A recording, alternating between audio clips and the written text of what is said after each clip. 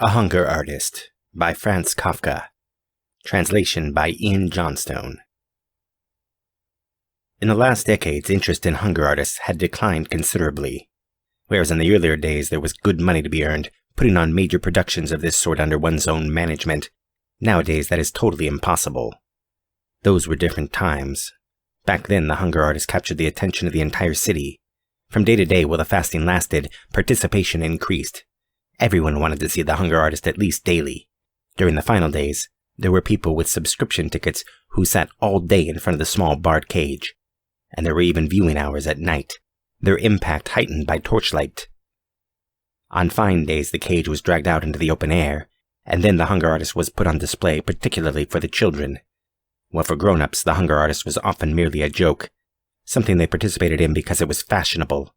The children looked on amazed, their mouths open, holding each other's hands for safety as he sat there on scattered straw, spurning a chair, in black tights looking pale, with his ribs sticking out prominently, sometimes nodding politely, answering questions with a forced smile, even sticking his arm out through the bars to let people feel how emaciated he was, but then completely sinking back into himself so that he paid no attention to anything, not even to what was so important to him, the striking of the clock, which was the single furnishing in the cage, merely looking out in front of him with his eyes almost shut, and now and then sipping from a tiny glass of water to moisten his lips. Apart from the changing groups of spectators, there was also constant observers chosen by the public. Strangely enough, they were usually butchers, who, always 3 at a time, were given the task of observing the hunger artist day and night so they didn't get something to eat in some secret manner. It was, however, merely a formality, introduced to reassure the masses, for those who understood knew well enough that during the period of fasting, the hunger artist would never, under any circumstances, have eaten the slightest thing, not even if compelled by force. The honor of his art forbade it. Naturally, none of the watchers understood that. Sometimes there were nightly groups of watchers who carried out their vigil very laxly, deliberately sitting together in a distant corner and putting all their attention into playing cards there, clearly intending to allow the hunger artist a small refreshment which, according to their way of thinking, he could get from some secret supplies. Nothing was more excruciating to the hunger artist than such watchers. They depressed him. They made his fasting terribly difficult. Sometimes he overcame his weakness and sang during the time they were observing, for as long as he could keep it up, to show people how unjust their suspicions about him were. But that was little help, for then they just wondered among themselves about his skill at being able to eat even while singing. He much preferred the observers who sat down right against the bars and, not satisfied with the dim backlighting of the room, illuminated him with electric flashlights. The glaring light didn't bother him in the slightest. Generally, he couldn't sleep at all, and he could always doze under any lighting at any hour, even in an overcrowded, noisy auditorium. With such observers, he was very happily prepared to spend the entire night without sleeping. He was very pleased to joke with them, to recount stories from his nomadic life, and then, in turn, to listen to their stories, doing everything just to keep them awake, so that he could keep showing them once again that he had nothing to eat in his cage and that he was fasting as none of them could. He was happiest, however, when morning came and a lavish breakfast was brought for them at his own expense, on which they hurled themselves with the appetite of healthy men after a hard night's work without sleep. True, there were still people who wanted to see in this breakfast an unfair means of influencing the observers, but that was going too far, and if they were asked whether they wanted to undertake the observers' night shift for its own sake, without the breakfast, they excused themselves. But nonetheless they stood by their suspicions. However, it was, in general, part of fasting that these doubts were inextricably associated with it, for in fact, no one was in position to spend time watching the hunger artist every day and night, so no one could know, on the basis of his own observation, whether this was a case of truly uninterrupted, flawless fasting. The hunger artist himself was the only one that could know that and, at the same time, the only spectator capable of being completely satisfied with his own fasting. But the reason he was never satisfied was something different. Perhaps it was not fasting at all that made him so very emaciated that many people, to their own regret, had to stay away from his performance because they couldn't bear to look at him, for he was also so skeletal out of dissatisfaction with himself because he alone knew something that inmates didn't know: how easy it was to fast. It was the easiest thing in the world. About this he did not remain silent, but people did not believe him. At best they thought he was being modest. Most of them, however, believed he was a publicity seeker or a total swindler, for whom, at all events, fasting was easy because he understood how to make it easy, and then had the nerve to half admit it. He had to accept all that. Over the years he had become accustomed to it. But this dissatisfaction kept gnawing at his insides all the time, and never yet, and this one had to say to his credit, had he left the cage of his own free will after any period of fasting. The impresario had set the maximum length of time for the fast at 40 days. He would never allow the fasting go beyond that point, not even in the cosmopolitan cities, and, in fact, he had a good reason. Experience had shown that for about 40 days one could increasingly whip up cities' interest by gradually increasing advertising, but that then the people turned away. One could demonstrate a significant decline in popularity. In respect, there were, of course, small differences among different towns and among different countries, but as a rule, it was true that 40 days was the maximum length of time. So then on the 40th day, the door of the cage, which was covered with flowers, was opened. An enthusiastic audience filled the amphitheater. A military band played. 2 doctors entered the cage in order to take the necessary measurements of the hunger artist. The results were announced to the auditorium through a megaphone, and finally 2 young ladies arrived, happy about the fact that they were the ones who had been selected by lot, seeking to lead the hunger artist down a couple steps out of the cage, where on a small table a carefully chosen hospital meal was laid out. And at this moment, the hunger artist always fought back. Of course, he still freely laid his bony arms in the helpful outstretched hands of the ladies bending over him, but he did not want to stand up. Why stop right now after 40 days? He could have kept going for even longer, for an unlimited length of time. Why stop now, when he was in his best form, indeed, not yet even in his best fasting form?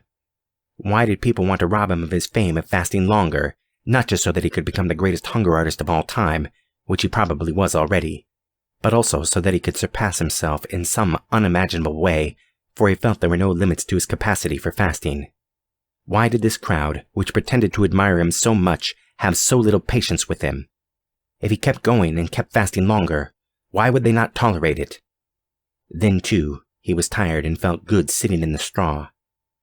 Now he was supposed to stand up straight and tall and go to eat, something which, when he just imagined it, made him feel nauseous right away. With great difficulty, he repressed mentioning this only out of consideration for the women, and he looked up into the eyes of these women, apparently so friendly but in reality so cruel, and shook his excessively heavy head on his feeble neck. But then happened what always happened. The impresario came, and in silence, the music made talking impossible, raised his arms over the hunger artist, as if inviting heaven to look upon its work here on the straw, this unfortunate martyr, something the hunger artist certainly was, only in a completely different sense, then grabbed the hunger artist around the thin waist, in the process wanting with his exaggerated caution to make people believe that he had to deal with something fragile, and handed him over, not without secretly shaking him a little, so that the hunger artist's legs and upper body swung back and forth uncontrollably, to the women, who had in the meantime turned as pale as death. At this point, the hunger artist endured everything. His head lay in his chest. It was as if it had inexplicably rolled around and just stopped there. His body was arched back. His legs, in an impulse of self-preservation, pressed themselves together at the knees, but scraped the ground as if they were not really on the floor, but were looking for the real ground, and the entire weight of his body, admittedly very small, lay against one of the women, who appealed for help with flustered breath, for she had not imagined her post of honor would be like this, and then stretched her neck as far as possible to keep her face from the least contact with the hunger artist. But then, when she couldn't manage this, and her more fortunate companion didn't come to her assistance, but trembled and remained content to hold in front of her the hunger artist's hand, that small bundle of knuckles, she broke into tears, to the delighted laughter of the auditorium, and had to be relieved by the attendant who had been standing ready for some time. Then came the meal. The impresario put a little food into mouth of the hunger artist, now half unconscious, as if fainting, and kept up a cheerful patter designed to divert attention away from the hunger artist's condition. Then a toast was proposed to the public, which was supposedly whispered to the impresario by the hunger artist. The orchestra confirmed everything with a great fanfare. People dispersed, and no one had the right to be dissatisfied with the event. No one except the hunger artist. He was always the only one. He lived this way, taking small, regular breaks for many years, apparently in the spotlight, honored by the world. But for all this, his mood was usually gloomy, and it kept growing gloomier all the time, because no one understood how to take him seriously. But how was he to find consolation? What was there left for him to wish for? And if a good-natured man who felt sorry for him ever wanted to explain to him his sadness probably came from his fasting, then it could happen that the hunger artist responded with an outburst of rage and began to shake the bars like an animal, frightening everyone. But the impresario had a way of punishing moments like this, something he was happy to use. He would make an apology for the hunger artist to the assembled public, conceding that the irritability had been provoked only by his fasting, something quite intelligible to well-fed people, and capable of excusing the behavior of the hunger artist without further explanation. From there he would move on to speak about the equally hard-to-understand claim of the hunger artist that he could go on fasting for much longer than he was doing. He would praise the lofty striving, the goodwill, and the great self-denial no doubt contained in this claim, but then would try to contradict it simply by producing photographs, which were also on sale, for in the pictures one could see the hunger artist on his 40th day of his fast, in bed, almost dead from exhaustion.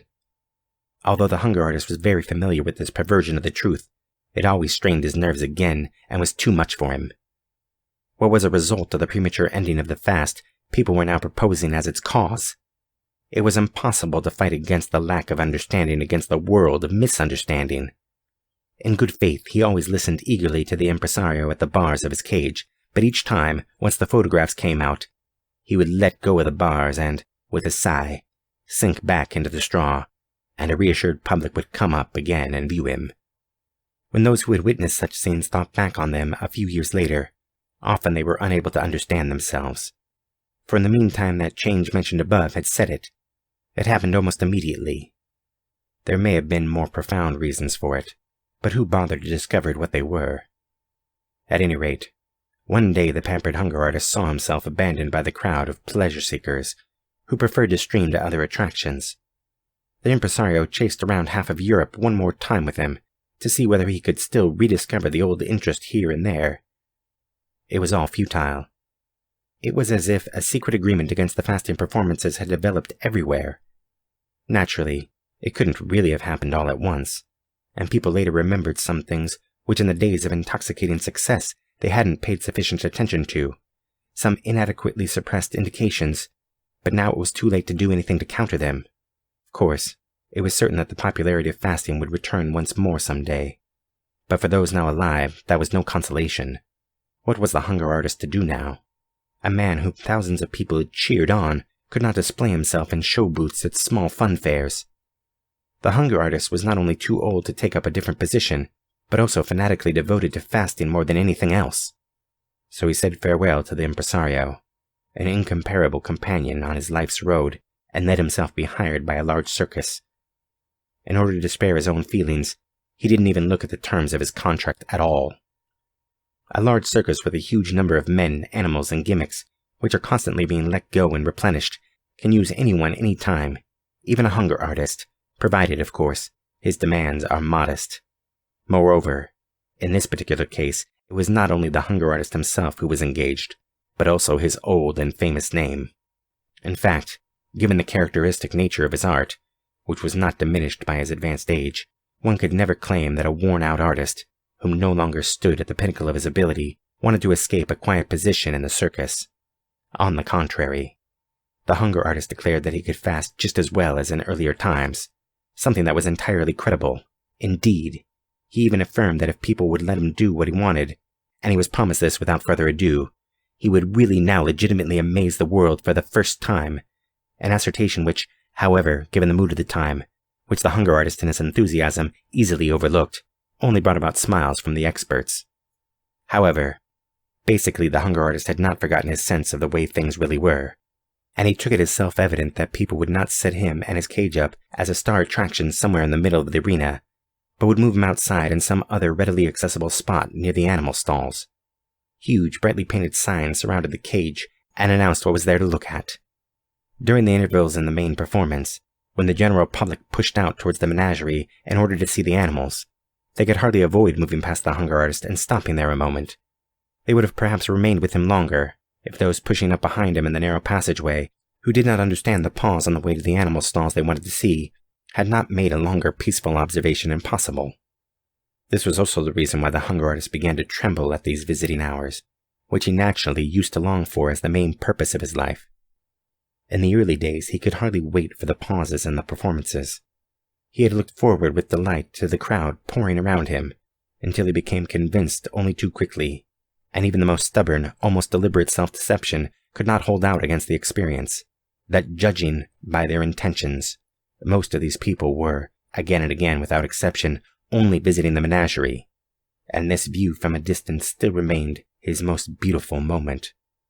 For when they had come right up to him, he immediately got an earful from the shouting of two steadily increasing groups, the ones who wanted to take their time looking at the hunger artist, not with any understanding, but on a whim, or from mere defiance. For him, these were soon the more painful. And a second group of people, whose only demand was to go straight to the animal stalls. Once the large crowds had passed, the latecomers would arrive, and although there was nothing preventing these people any more from sticking around for as long as they wanted, they rushed past with long strides, almost without a sideways glance, to get to the animals in time.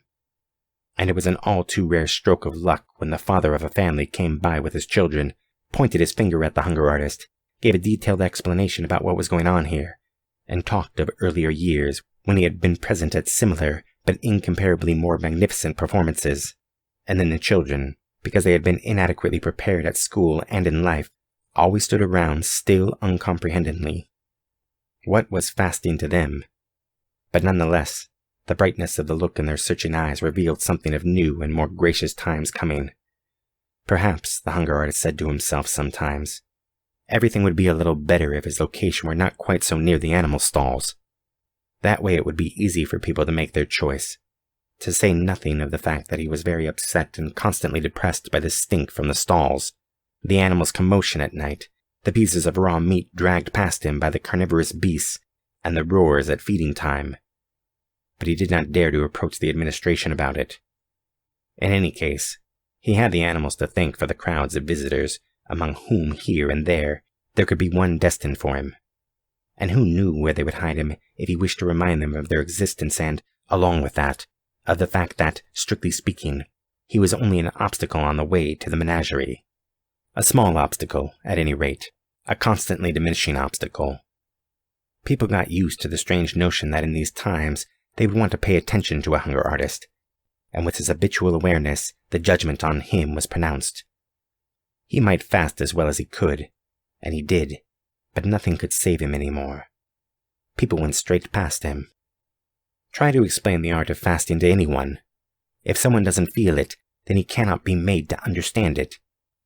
The beautiful signs became dirty and illegible. People tore them down, and no one thought of replacing them.